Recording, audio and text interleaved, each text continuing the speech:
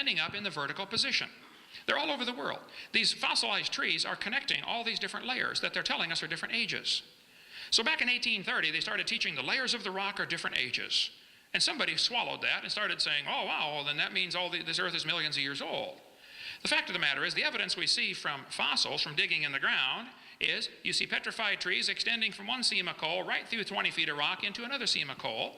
They're found all over the world. Petrified trees in the vertical position are indications that these layers are not different ages.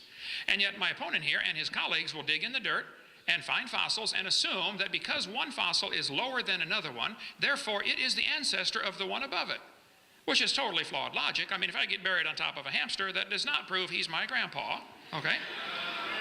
I think the petrified trees that we find in the vertical position, and there are many thousands of them, are indication of rapid burial in mud. All over the world, petrified clams are found on top of mountains. Huge clams in the closed position. They had to be buried quickly. They had to be buried alive, actually, because as soon as a clam dies, it opens. And yet petrified clams in the closed position are extremely common. I've got buckets of them in my museum in Pensacola, Florida. I like fossils. We have a museum. I don't know any Christians that are against science or that are against fossils. I think that what's happening, though, is the interpretation that you're placing on these fossils is where the problem comes in. Let me get up to a problem here, with different ways things are interpreted. My family there, first grandkid, yay, okay. All right. Well, be quicker to find this way. Here's the problems. Students are shown facts, which, like for instance, it's a fact Grand Canyon exists. I don't know anybody that argues with that, okay? But there are two interpretations of how it got there. Those folks who believe in evolution say the canyon formed slowly with a little bit of water and lots of time. Those who believe in creation say it formed quickly with lots of water and a little bit of time. Now the fact is, the canyon exists. The interpretation is not part of the fact necessarily, okay? It's a fact the Earth has layers of rock. The evolutionists say these layers formed slowly over millions of years and each one is a different age. I think we can demonstrate that's not true. The creationist says these layers are probably all from one big giant flood in the days of Noah. So my testable hypothesis, sir, is that there was a flood that formed all these layers in rapid succession. And we have evidence of this from trees connecting them all. We have evidence from the fact that Grand Canyon could not possibly have been formed by the could not possibly have been formed by the Colorado River. The top of Grand Canyon is 7,000 or 8,000 feet above sea level, in between the snow lines here. The river enters the canyon at 2,800 feet above sea level. Rivers don't flow uphill. How did it get started? It has to start at the top, eroding its way down. It's 270 miles across there. Grand Canyon is quite obviously a washed out spillway. There used to be a big lake there. And how students are being taught it was formed slowly by the Colorado River and they get by with that and call it science, I don't know. But many, many geologists agree Grand Canyon was formed catastrophically. A couple of great big lakes, Grand Lake and Hopi Lake, overflowed their dams. Got too full, and any farmer that's ever lost a dam to too much water will tell you, it doesn't wash out the whole dam, it washes a slot out of it. Washes a crack out of the middle someplace, and that's what happened with Grand Canyon. The top of the canyon's higher than the bottom. The river runs through the bottom. The top's higher than where the river enters by 4,000 feet. Rivers don't flow uphill. There's no way that river made that canyon. But yet students are taught Grand Canyon formed slowly over millions of years, and some of you are not checking the facts. I just encourage you students here, if you want to believe in evolution, that's perfectly fine. I don't care what you believe in. I'm going home tomorrow. But you believe whatever you want. But you need to examine the facts, the so-called facts that are being presented to you, because I'm telling you, I'm afraid some of you are being brainwashed and you're swallowing it. And I suspect I know the reason why. It might be like Julian Huxley. You might like that evolution theory because it gives you freedom from the Creator. Oh, well, you just do whatever you want. But we'll see Judgment Day what happens. Thank you.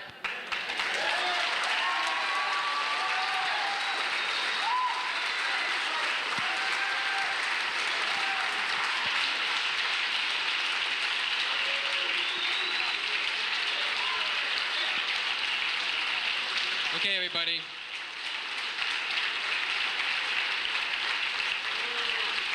All right. We're now going to move on to a 15-minute rebuttal from Dr. Weisenberg. Well, I have nothing else to confirm what I said about the creationist attitude about the facts.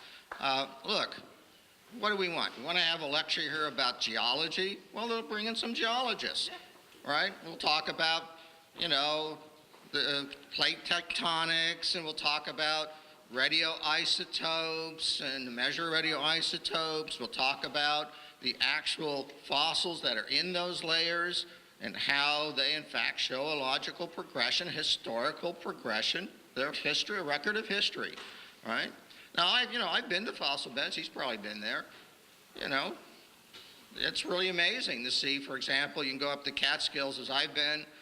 There's fossilized coral reefs. I mean, there are coral reefs in middle New York State. Now, I can explain that from the combination of, plate tectonics and evolution. There's no problem. We have the data, we have the ages, we have the mechanisms. It's all there. I can go a little further away and I can find beds of trilobite fossils, thousands of them, embedded in what was obviously mud at one time. You can dig, and I would challenge my opponent, you can dig all you want in those fossil beds. You can dig, you can dig, you can dig. You will never find a bony fish or any sign of anything that came afterwards. Okay? He talks about dinosaurs. The creationists love it because every now and then somebody will say they found a human footprint or something like that embedded with dinosaur fossils. Come on, there are thousands upon millions of dinosaur fossils.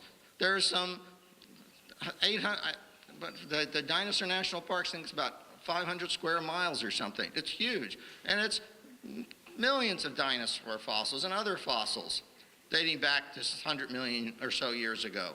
You won't find a trace of a human remain.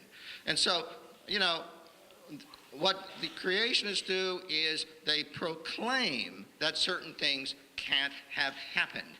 They say, oh, it doesn't make sense. It could not have happened. We've never seen this, right? And because they proclaim it, we're exposed to say, okay, we're just going to ignore all the evidence, ignore the geologists, ignore the physicists, ignore the chemists, ignore the paleontologists, because the creationists don't have the imagination or something, right?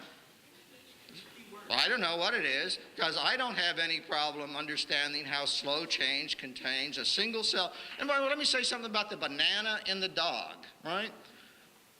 Here's an interesting fact. If you take and look at what's inside that banana and those dogs, they're awfully similar. It's cells. It's DNA.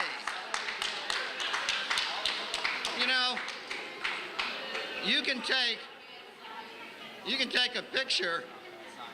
take a picture of a cell. Now I can tell an animal cell from a plant cell. But if I get an electron micrograph of an animal cell, for example, I can't tell if it comes from a worm or a person. All right? They look basically the same. All right? The same parts. It's like, it's like saying if you've got a bunch of a Lego set, all you can build is what's on the package, right? The little label on the package that shows you can build a truck out of your Legos. No, you can build all kinds of things out of those Legos, okay? And the people who study this, who do the math, who do the computer programs, and in my imagination, I have no problem seeing how you can do that in slow steps. And it's been shown that you can, in fact, do that. And the historical evidence says that's what happened. Now, look, this is the book I use in my class. It's a skinny little book because I didn't want my students to have to pay too much money. It happens to be